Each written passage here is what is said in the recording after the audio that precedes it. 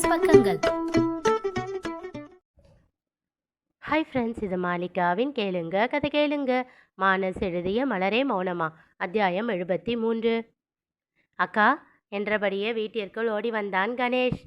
தளிரை கண்டுவிட்டு அவளிடம் ஓடியவன் வழியில் எல்லோருக்கும் ஹாய் அத்தை, ஹாய் மாமா என்றபடியே அவளிடம் ஓடி அவளை இறுக்கமாக கட்டிக்கொண்டான்.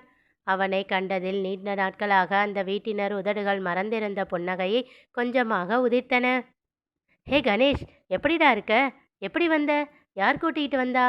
அவன் கன்னம் பற்றி உச்சி முகர்ந்து கேட்டாள் தளிர். அதுதான் அடுத்த ஸ்ட்ரீட் வரைக்கும் ஸ்கூல் வேன் வருதில்ல, அதில் வந்தேன். ஐயோ, அப்பா அம்மா கிட்ட சொல்லாமல் வந்துட்டியா? பதறினாள் தளிர். அதெல்லாம் பார்த்துக்கலாம், செல்வம் மாமா சொல்லிக்குவாரு. மலர் எங்க? மலரு, மலரு. தன் ஸ்கூல் பேக்கை சோஃபாவில் கழற்றி வைத்துவிட்டு நேராக சமையலறைக்குள் ஓடினான். அங்கே தங்கமணி இருக்க, ஹாய் அத்தை, ஹவ் ஆர் யூ என்றான். ஏய் பையா, வா வா, எப்படி இருக்க? I am fine. உங்கள் மருமக எங்க என்றவன் அவர் பதிலை எதிர்பார்க்காமல் வீடு முழுவதும் சென்று தேடினான். அக்கா, மலர் எங்க? கோயிலுக்கு போயிருக்கா? இல்லையே, வெளியில் எங்கே போனாலும் உன்னை கூட்டிக்கிட்டு தானே போகும். ஒருவேளை அவங்க அம்மா வீட்டுக்கு போயிருக்கா? அவனே கேள்விகளையும் கேட்டு பதில்களையும் சொல்லி கொண்டான். அப்போது கார் சத்தம் கேட்க, ஐ செல்வம் அம்மா வந்தாச்சு என்று கத்திக்கொண்டே வெளியில் ஓட காரில் இருந்து இறங்கினான் செந்தில். ஹாய் அத்தான் என்று சொல்லிக்கொண்டே ஓடிச் சென்று அவனை கட்டிக்கொண்டு அவன் பின்னால் பார்வையை செலுத்தினான். வாடா மச்சான், எப்படி இருக்க என்றான் செந்தில் சிரித்து கொண்டே. இருக்கேன் இருக்கேன் என்றவாறே பார்வையால் துழாவினான். என்னடா தேடுற? செல்வம் மாமா எங்க? இது அவர் கார் தானே, நீங்க அதில் வரீங்க, மாமா எங்க? பதில் சொல்லாமல் அவனை மெல்ல உள்ளே அழைத்து சென்றான் செந்தில்.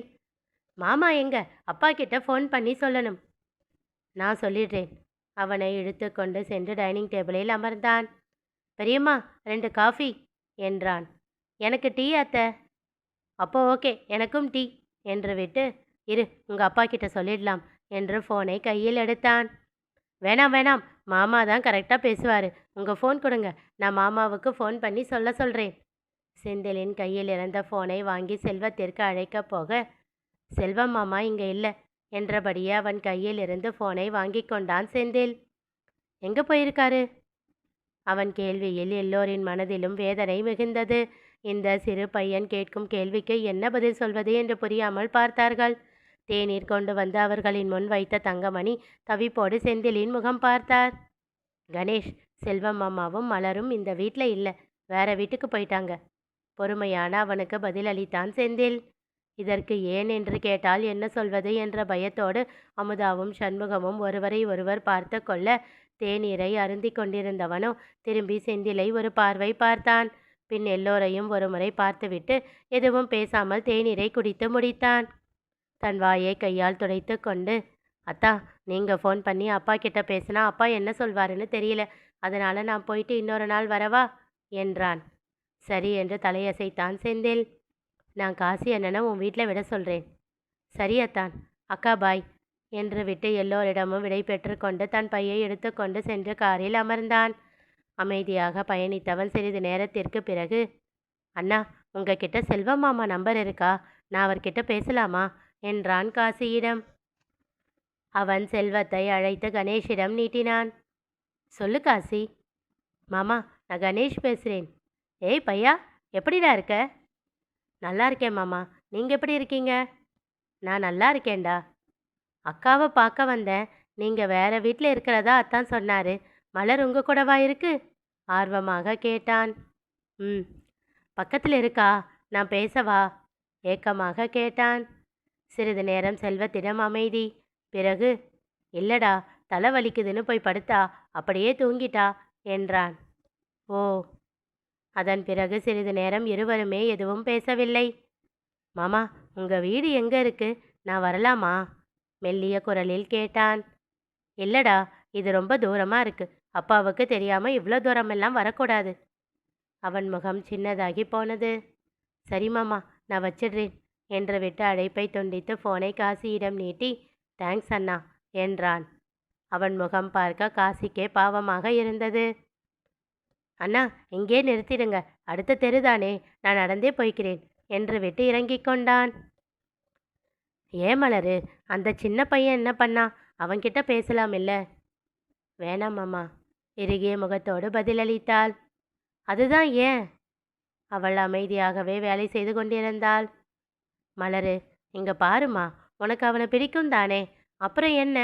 என்கிட்ட மட்டும் பேசிக்கிட்டு இருந்தா போதுமா? எத்தனை நாளைக்கு இப்படியே இருப்ப? யார்கிட்டயுமே பேசாம இருந்துட முடியுமா? அவள் நிமிர்ந்து அவனை பார்த்தாள். அவள் கண்கள் கலங்கியிருந்தன. என்னம்மா என்றவன் அவளை நெருங்கி அவள் கன்னம் தாங்கினான். எனக்கு பயமா இருக்கு மாமா. என்ன இருந்தாலும் அவன் தளிரோட தம்பி தானே, என் தம்பி இல்லையே. வேண்டாம் மாமா, எல்லாரையும் ஒரு எல்லையிலேயே நிறுத்திக்கிறது தான் எனக்கு நல்லது என்றாள் தழுதழுத்த குரலில். அவளை ஆறுதலாக அணைத்து கொண்டவனுக்கு இன்னும் வெறி ஏறியது. அவள் வருத்தம் கூட கூட அவன் கோபமும் கூடி. அதை பற்றி யோசித்து கொண்டே அவன் அமர்ந்திருக்க செந்திலிடமிருந்து அழைப்பு வந்தது. முதலில் ஏற்க வேண்டாம் என்றுதான் நினைத்தான். ஆனாலும் அப்படியே விட முடியாமல் அழைப்பை ஏற்றான். என்ன என்றான் எடுத்த எடுப்பிலேயே. வங்கியில் செலுத்த வேண்டிய ஃபார்மில் சந்தேகம் கேட்டான். என்னடா, எம்பிஏ படிச்சிருக்க? இது கூட தெரியாதா? அதான் உன் பெரியப்பா எப்பவும் குறைப்படுவார்ல, நான் படிக்கலன்னு. உனக்கே தெரியாதப்போ வெறும் +2 படித்த எனக்கு எப்படிடா தெரியும் என்று நக்கலாக கேட்டுவிட்டு அழைப்பை துண்டித்து விட்டான். உஃப் என்று ஆழ்ந்த மூச்சை இழுத்து விட்டவன் தனக்கு எதிரில் அமர்ந்திருந்த சிவலிங்கத்தை பார்த்தான். அவரோ அவனை காணும் திராணி இல்லாமல் முகத்தை திருப்பிக் கொண்டார். நான் தான் சொன்னேன்ல பெரியப்பா, அண்ணன் நிச்சயம் ஹெல்ப் பண்ணாதுன்னு. அவன் இல்லாதப்போ தான் அவன் எவ்வளோ வேலைங்களை செஞ்சுக்கிட்டு இருந்தான்னு எல்லாருக்கும் புரியுது என்றபடியே அவர்களை கடந்து சென்றார் அழகேசன். சிவலிங்கத்தின் முகம் மாறியது. விடுங்க பெரியப்பா, மாமாவை பற்றி தான் தெரியுமில்ல, நீங்கள் அதெல்லாம் காதில் போட்டுக்காதீங்க. நானே ட்ரை பண்ணி இதை ஃபில் பண்ணிடுறேன். தெரியாததை நாளைக்கு பேங்க்கில் போய் கேட்டு தெரிஞ்சுக்கிட்டு முடிச்சு கொடுத்துட்டு வந்துடுறேன். என்றதோடு நிறுத்தி கொண்டார். மறுநாள் செல்வத்திற்கு கிருஷ்ணராஜிடமிருந்து அழைப்பு வந்தது. இவர் எதற்கு அழைக்கிறார் என்ற யோசனையில் அழைப்பை ஏற்காமல் விட்டான். மீண்டும் அவர் அழைக்க வேறு வழியின்றி அழைப்பை ஏற்றான். ஹலோ, உங்கள் தோப்பு வீட்டுக்கு போகிற வழியில் மெயின் ரோட்டில் தான் நிற்கிறேன். கொஞ்சம் வர முடியுமா? என்ன விஷயம்? கணேஷ் உங்களை பார்க்கணும்னு சொன்னான், அதான் கூட்டிகிட்டு வந்திருக்கேன் தயக்கத்தோடு கூறினார். திகைப்போடு புல்லட் எடுத்து கொண்டு அங்கே சென்றான். இவனை கண்டதும் ஓடி வந்து இறுக்கமாக அணைத்து கொண்டான் கணேஷ். டேய், எப்படிரா இருக்க என்று விட்டு வீட்டுக்கு வாங்க என்றான் அவரிடம். இல்லை பரவாயில்ல, சினிமாவுக்கு கூட்டிகிட்டு போகிறதா சொல்லி இவனை கூட்டிகிட்டு வந்தேன். நான் படம் முடிஞ்சு போகிறப்போ கூட்டிகிட்டு போயிடுறேன். அவர் சென்ற பின் அவனை அழைத்து கொண்டு வீட்டிற்கு வந்தான் செல்வம். வரும் வழி எங்கும் வாய் மூடாமல் பேசிக்கொண்டே இருந்தான். இந்த தோட்டம் ஃபுல்லாக உங்களுதா? ஏன் வீட்டை உள்ளே கட்டி வச்சிருக்கீங்க? முன்னாடியே கட்டி இருக்கலாம் இல்லை? இவ்வளோ தூரம் வரணுமா? நல்லா காற்றடிக்குதில்ல? வெயிலே தெரியாதா? ஆனால் டிசம்பர் மந்தில் பயங்கரமாக குளிரும் இல்லை? இப்படி கேள்விகள் கேட்டுக்கொண்டே வந்தான். சிலவற்றிற்கு செல்வம் பதிலளித்தான். சிலவற்றிற்கு அவன் பதிலையே கணேஷ் எதிர்பார்க்கவில்லை. மலரை கண்டதும் அவளை பின்னால் இருந்து இறுக்கமாக அணைத்து கொண்டான். எப்படிடா இருக்க? அவன் தலை கலைத்து கொஞ்சி அவனுக்கு தின்பண்டங்களை தட்டில் வைத்து கொடுத்தாள். அதன் பிறகு அவள் எதுவும் பேசவில்லை. கணேஷ் மட்டுமே பேசிக்கொண்டு இருந்தான். பேசு என்று பார்வையாலேயே கெஞ்சியபடி மெல்லிய குரலில் கூறினான் செல்வம். ஆனாலும் அவள் அமைதியாகவே இருந்தாள். சிறிது நேரம் கழித்து கணேஷ் அவள் கையை கட்டி கொண்டு, ஏன் மலர் எதுவுமே பேச மாட்டேன்ற என்றான் ஏக்கத்தோடு. அப்படியெல்லாம் எதுவும் இல்லடா. வயிற்றுல பாப்பா இருந்தால் அதிகமாக பேசக்கூடாதா? அவன் கேட்டதும் இருவருமே திகைத்தனர். உனக்கு எப்படி தெரியும் என்றாள் மலர். நான் அத்தாங்கிட்ட கேட்டேன், ஏன் நீங்கள் 2 பேரும் இங்கே இருக்கீங்கன்னு.